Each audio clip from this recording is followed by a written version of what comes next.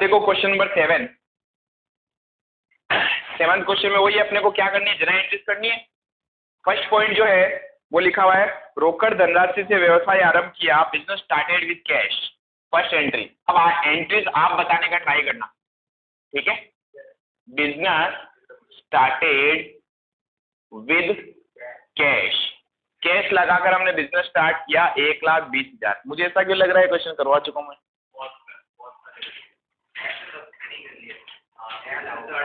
चलो ठीक है, 7 हो गया। तो फिर अरे ये एक पार्ट हुआ है, बाकी पॉइंट नहीं हुए।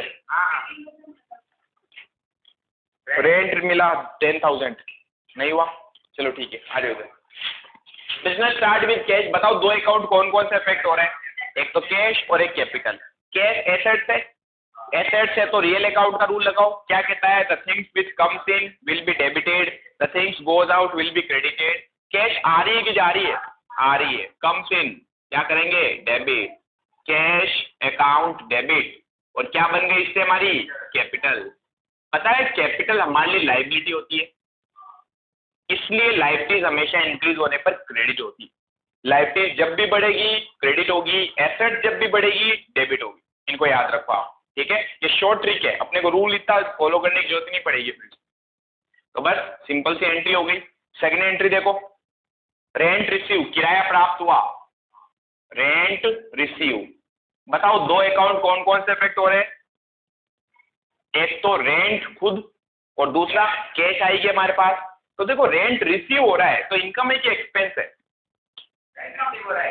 Income. Income always will be credited, expense and losses will be debited, income and profits will be credited. तो बिजनेस में जब भी कोई इनकम होती है, प्रॉफिट्स होते हैं, वो हमेशा क्रेडिट होते हैं। अब मैंने कहा दूसरा अकाउंट क्या था, कैश। कैश आ रही है, the things comes in debit.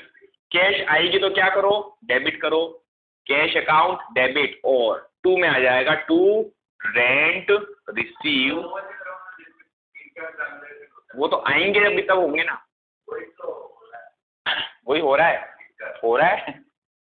यहाँ पर कोई प्रॉब्लम नहीं आ रही, वो भी आएंगे अभी धीरे धीरे, अभी सिंह निकलेंगे इसके। अंशों में निवेशित धन। अब इसको समझना, शेयर्स का नाम सुना है कभी, क्या होते हैं शेयर्स।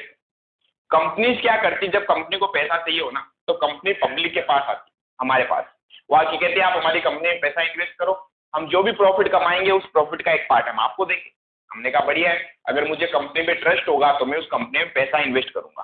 तो मैं उस कंपनी जब पैसे इन्वेस्ट करता हूँ, ठीक है, तो इसके बदले में कंपनी मुझे एक सर्टिफिकेट देती है कि आपने हमारी कंपनी में इतने पैसे जमा करा रखे हैं, डिपॉजिट करा रखे हैं, ठीक है। वो जो सर्टिफिकेट होता है ना, it is called share. Demat account open करना पड़ेगा अपने को, हाँ ऑनलाइन। ऑनलाइन एक अकाउंट ओपन होता है, उस अकाउंट में आपके जो भी शेयर खरीदते हो अकाउंट में आते हैं, जो भी शेयर सेल करने सब उस अकाउंट के थ्रू होते हैं, ठीक है। अब यहाँ बात क्या आ रही है, हमने किसी कंपनी में पैसा इन्वेस्ट किया शेयर्स में, ठीक है। तो जब भी आप किसी भी कंपनी में पैसा लगाते हो, चाहे शेयर्स के थ्रू लगाओ या किसी और सोर्स के थ्रू लगाओ, हमें उससे कोई मतलब नहीं है। हम सिर्फ एक अकाउंट ओपन करेंगे, इन्वेस्टमेंट अकाउंट।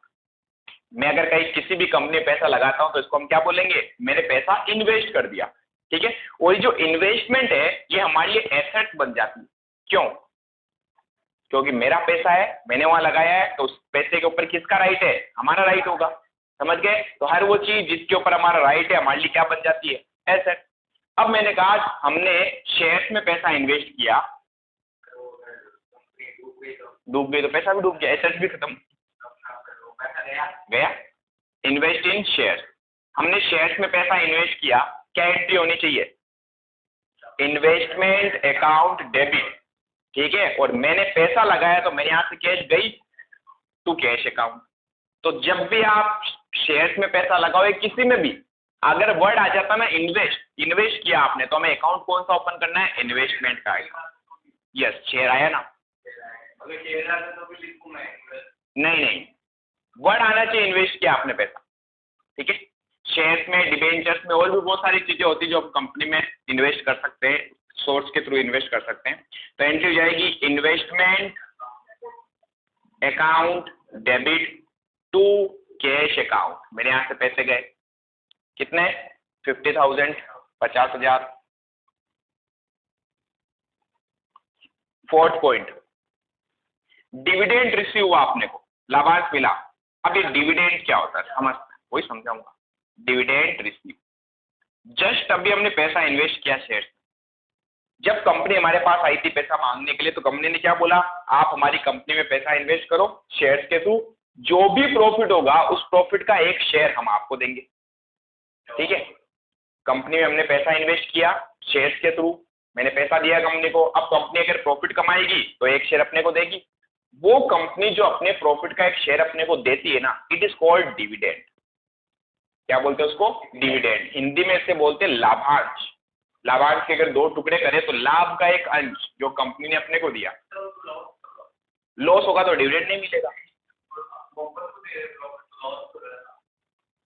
पैसा किसके पैसों से कंपनी चल रही है, तो फिर हमें नहीं देंगे तो किसको देंगे। मैंने क्या बोला, उसका एक प्रॉफिट का एक पार्ट दे रही है, पूरा प्रॉफिट थोड़ी दे रही है। नहीं 1% तो नहीं, काफी होता है। कंपनी जब भी प्रॉफिट कमाती है ना 40 to 50% पैसा वो डिविडेंड में दे देती है, और बाकी जो पैसा बचता है वो वापस अपनी कंपनी में री इन्वेस्ट करती है ताकि कंपनी ग्रो करे। और जैसे जैसे कंपनी ग्रो करेगी तो नेक्स्ट डिविडेंड और ज्यादा होने वाला होता है, समझ गए। अगर मुझे इस साल सपोज कीजिए मैंने 1 लाख रुपीज कंपनी में इन्वेस्ट किए और वो मुझे 7,000 8,000 रुपीज डिविडेंड दे देती है हर साल, ठीक है, तो नेक्स्ट ईयर डेफिनेटली अगर कंपनी अच्छा करेगी और अच्छे बिजनेस को कैरी करेगी तो 7-8 हजार की जगह 10 हजार भी मिलेंगे, 12 हजार भी मिलेंगे। हाँ आपकी हो जाएगी। कंपनी किसकी होती है, कंपनी का ऑनर कौन होता है मालूम है आपको, पब्लिक। ठीक है, हाँ कंपनी का असली मालिक कौन है, पब्लिक है, लेकिन शर्त ये होनी चाहिए पब्लिक के पास 51% शेयर होने चाहिए। ठीक है, तो अगर हमने इस कंपनी के शेयर ले रखे तो हम ही तो मालिक है, क्यों, क्योंकि कंपनी किसके पैसों से चल रही है, हमारे पैसों से चल रही है। तो हमें नहीं देगी डिविडेंड तो किसको देगी। तो डिविडेंड वास्तव में क्या होता है, शेयर्स में जो हम पैसा इन्वेस्ट करते हैं उसके बदले में कंपनी हमें जो अर्निंग देती है, जो हमें प्रॉफिट का एक शेयर देती है, उसे हम क्या बोलते हैं, डिविडेंड। अब बताओ ये डिविडेंड अपने को मिल रहा है, रिसीव हो रहा है, तो मेरे पास पैसा आ रहा है, कैश आएगी, क्या एंट्री करेंगे, कैश अकाउंट डेबिट। और ये डिविडेंड जो है मेरे लिए इनकम है, प्रॉफिट हो गया मेरा, यस प्रॉफिट। ठीक है, तो मेरे लिए भी ये प्रॉफिट है, इनकम है, income always will be credited, इसलिए मैं यहां पर कर दूंगा to dividend receive account. Simple है, 5,000। Next point, goods purchase on credit from Ragini. Ragini से हमने गुड्स परचेज किया और वो भी किस पर, on credit. Goods purchase on credit from Ragini. Ragini से हमने गुड्स परचेज किया, माल खरीदा। तो बताओ जब भी गुड्स परचेज होगा तो परचेज का अकाउंट ओपन होता है, परचेज अकाउंट डेबिट होगा, क्यों, क्योंकि गुड्स आ रहा है। ठीक है, तो यहां हम एंट्री करेंगे परचेज अकाउंट डेबिट, और 2 में पता क्या आएगा, रागिनी। क्यों, क्योंकि उधार में खरीदा, क्रेडिट ट्रांजेक्शन होने पर पार्टी का नाम लिखना है, कैश तो गई नहीं हमारे यहाँ से। रागिनी को मैंने क्रेडिट क्यों किया, रीजन बता सकते हो। क्रेडिट कहाँ लिखा हमने, नहीं यहाँ पर क्रेडिट किया क्योंकि वो गिवर है। क्रेडिट क्या, क्रेडिट तो क्योंकि उधार में बेचा तो क्रेडिट लिखेंगे, कैश थोड़ी लिखेंगे। अगर सिर्फ ये बोलते ना गुड्स परचेज फ्रॉम रागिनी तो भी क्रेडिट का ही मानना है। मैंने क्या बोला, सुनना, अगर पार्टी का नाम आ जाए, क्या आ जाए, पार्टी का नाम, तो दिमाग में पहले सीधा घंटी बजनी चाहिए, क्रेडिट ट्रांजेक्शन। किसकी, क्रेडिट ट्रांजेक्शन। चाहे कुछ भी नहीं लिखे, सिर्फ इतना लिख जाए goods purchase from Ragini credit transaction, goods purchase from Ragini on credit credit transaction. लेकिन क्वेश्चन खुद कहे अब goods purchase from Ragini on cash या इन कैश, तो कैश का ट्रांजेक्शन। इस केस में पार्टी का नाम नहीं आता है, कैश आएगा, समझ गए।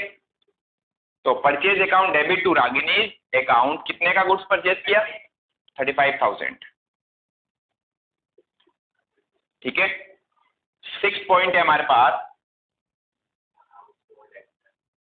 हाउस होल्ड एक्सपेंस के लिए हमने कुछ अमाउंट पे किया, यानी cash paid for paid for house hold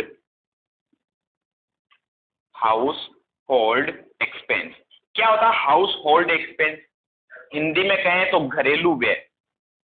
तो हमारे जो घर का खर्चा था वो मैंने पे कर दिया बिजनेस से। समझ में आ रहा है? क्या ये ड्राइंग है? यहाँ पर हर जगह लिखेगा नहीं वो पर्सनल यूज, कई बार हमें भी समझना पड़ेगा। ठीक है, अब बताओ बिजनेस का खर्चा है कि घर का खर्चा है? घर का खर्चा है। वाइफ ने शाम को सब्जी मंगाई, लेके चले गए, बताओ घरेलू खर्चा है। वो पैसे मैं बिजनेस से पे कर रहा हूं, तो क्या हो गया? ड्राइंग हो गई। कितना था? 7000। बताओ ड्राइंग हमेशा क्या होती है? Debit. Drawing always will be debited. Entry करूंगा ड्राइंग अकाउंट डेबिट। कितने? 7000। और टू में क्या आएगा मालूम है? To cash. हमारे यहाँ से तो पैसा गया, हम कौन है? हम बिजनेस है। To cash 7000। ठीक है, 6th एंट्री होगी। 7th entry goods sold for cash. Costing थी उसकी गुड्स सोल्ड, जिसकी कॉस्टिंग है 10,000 इन कैश। हमने उसको कैश में सेल किया, कितने में? 14,000। 10 का माल 14 में बेचा। बताओ कौन सा अकाउंट ओपन होगा? दो अकाउंट कौन कौन से इफेक्ट होंगे? एक तो कैश और एक sales. Sales always will be credited, वो हमेशा ही क्रेडिट होती है, कभी डेबिट हो ही नहीं सकती। ठीक है, और दूसरा पॉइंट क्या? कैश। कैश आएगी बिजनेस में, जो चीज आए उसे डेबिट करो। एंट्री हो जाएगी कैश आई, तो cash account debit to sales account 14,000। ठीक है, 8th एंट्री। अब क्या लिखा? Cash paid to Ragini. कितने पे किया हमने रागिनी को? 35,000। अच्छा, रागिनी को क्यों पे कर रहे हैं, जो आज आप मुझसे एंट्री पूछ रहे थे कि सर इसमें ट्रांजेक्शन में तो यही लिखा हुआ है कि हमने इसको पे किया। हम किसी को क्यों पे करते हैं मालूम है? हमने पहले कोई ट्रांजेक्शन ऐसा कर रखा है जिसमें उसका नाम आ रखा है। जैसे आप पॉइंट क्या कह रहे हैं, रागिनी को हमने कैश पे करी, तो यार ध्यान से देखो, रागिनी से हमने गुड्स परचेज किया है, इसलिए मैं उसको अब कैश पे कर रहा हूँ। उसमें मैंने क्रेडिट पे गुड्स परचेज किया था 35,000 का। अब क्वेश्चन कह रहा है cash paid to Ragini. Cash paid to Ragini कितनी? 35,000। पूरे के पूरे ही पे कर रहे हैं। यहाँ हो सकता फुल सेटलमेंट वाला पॉइंट आ सकता था, डिस्काउंट आ सकता था, लेकिन ऐसा कुछ उसने लिखा है। बताओ क्या एंट्री होनी चाहिए? रागिनी और कैश, दो अकाउंट अफेक्ट हो रहे। रागिनी कौन है? पर्सन। पर्सन वाला रूल क्या कहता है? Debit the receiver, credit the giver. Ragini कौन है? रिसीवर है कि गिवर है? मैं उसे पे करूंगा तो वो तो रिसीव करेगी ना, वो कौन हो गई? रिसीवर। पाने वाले को डेबिट करो। तो रागिनी, जो बच्चे लेट आ रहे हैं उनकी पेनल्टीज लगानी थी ना वैसे भी। मुंगा नहीं मिलती बड़े। अब देखो भाई, डेप्रिसिएशन होता क्या है, हम जैसे जैसे एसेट को यूज लेते हैं तो उसकी वैल्यू पता है मार्केट में कम होती जाती है। ये सपोज कीजिए मैं एक बाइक खरीद के लेके आया, 50,000 की मैंने बाइक परचेज करी। एक साल बाद जब मैं इसको सेल करूंगा, क्या वो 50,000 में सेल हो जाएगी? कम में सेल होगी। क्या रीजन है कम में सेल होने का? सबसे बड़ा रीजन, हमने इसको यूज ले लिया एक साल, तो उसकी वैल्यू कम होगी। इसके अलावा भी बहुत सारे रीजन हो सकते हैं। ठीक है, जैसे टेक्नोलॉजी से बाहर हो गई, कोई टाइम था जब स्कूल से चलते थे, याद है? उसके बाद धीरे धीरे बाइक टेक्नोलॉजी पुरानी हो गई ना। टेक्नोलॉजी पुरानी होने से हम नए प्रोडक्ट को यूज करना हमने स्टार्ट कर दिया। इस रीजन से उनकी वैल्यू क्या हो जाती है? कम हो जाती है। क्या एडवांटेज हो सकती है? बहुत ही कम ऐसी एसेट्स होती है जिनकी वैल्यू बढ़ती है। वो बहुत पुरानी, हाँ, जैसे बिल्डिंग, उनकी वैल्यू बढ़ती है। ठीक है, लेकिन एक टाइम ऐसा भी आता है जब उनकी वैल्यू भी डिक्रीज करनी पड़ती है, क्योंकि 10 या 12 साल तक बिल्डिंग होती है, 20 साल तक बिल्डिंग हो सकती है। उसके बाद बिल्डिंग जर्जर स्थिति में आ जाती है। गोल्ड में फिक्स नहीं है कि वैल्यू बढ़ेगी, कम होने के चांसेस रहते हैं। तो नॉर्मली अपन ये मानते हैं कि जो एसेट्स अपन बिजनेस में यूज लेते हैं, जैसे प्लांट, मशीन, है ना, फर्नीचर, ये धीरे धीरे क्या होता है, इनका फिक्स टाइम होता है। 10 से 12 साल चलते हैं, 5 साल चलते हैं, खत्म हो जाते हैं। तो कुछ टाइम के बाद में उस एसेट की वैल्यू क्या हो जाती है? जीरो हो जाती है। तो एसेट की वैल्यू कम होने का रीजन क्या होता है? उनका यूजेज, टेक्नोलॉजी से बाहर हो जाना, और बहुत सारे रीजन हमारे हो सकते हैं। तो एसेट की वैल्यू जो कम होती है, ये हमारी लॉस है। लॉस है कि नहीं है? तो अकाउंट बोलता है एसेट की वैल्यू कम हो गई या आपके लॉस हो गया, और इस लॉस से आप एंट्री कर दो। मैंने ठीक है साहब, अब मैंने उसको बोला बताओ एंट्री करूँ क्या? उसने बोला ये जो एसेट की वैल्यू कम हुई है इसको हम नाम दे दीजिए डेप्रिसिएशन। क्या नाम दिया मैंने? डेप्रिसिएशन। हिंदी में देखो मूल्य ह्रास, मूल्य में कमी आ गई, ठीक है। इस केस में हम इसकी जो जनरल एंट्री करते हैं ये कहता है कि ये बिजनेस के लिए लॉस माना जाएगा, और लॉस हमेशा क्या होता है? डेबिट। तो लॉस को डेबिट करो। हमने कहा ठीक है ये लो, हमने एंट्री कर दी डेप्रिसिएशन अकाउंट डेबिट। और 2 में बताओ क्या लिखो? सोचो, दिमाग लगाओ। हाँ, 2 में आएगा टू एसेट, जिस भी एसेट की वैल्यू कम हो रही है। डिक्रीमेंट का कम हो गया, लेकिन डिक्रीमेंट का कोई अकाउंट थोड़ी होता है। डिक्रीमेंट की जगह तो डेप्रिसिएशन है। ये जो वर्ड था ना डिक्रीमेंट, ये एसेट की वैल्यू कम हो रही है, उसकी जगह तो मैंने डेप्रिसिएशन लिखा, मैंने कहा डिक्रीमेंट हो गया। इसको मैंने क्या कर दिया? डेबिट कर दिया लॉस में। और इस लॉस से हो क्या रहा है? मेरी उस एसेट की वैल्यू भी तो कम होगी। एसेट बढ़ने पर डेबिट होती है, कम होने पर क्रेडिट हो जाएगी। तो जिस भी एसेट पे आप क्या कर रहे हो? डेप्रिसिएशन लगा रहे हो, उस एसेट की वैल्यू क्या कर देंगे? कम कर देंगे। तो मैं लिखूंगा टू रेस्पेक्टिव एसेट। यानी कि अगर मशीन पे डेप्रिसिएशन लगेगा तो क्या एंट्री होगी?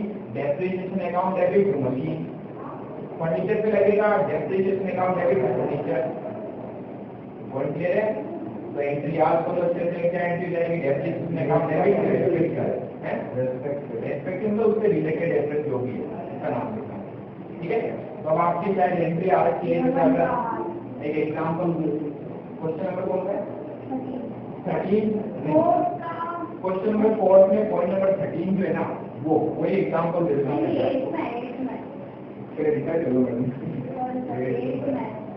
क्वेश्चन नंबर 8 पॉइंट नंबर 13 देखो क्या लिखा है?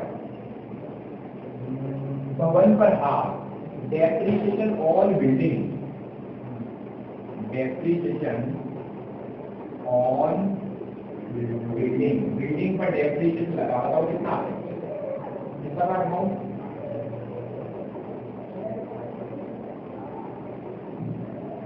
10,000, 10,000। अब इसके अंदर को एंट्री करने के लिए बोल रहा है कि आप जनरल एंट्री करो, बताओ क्या एंट्री हो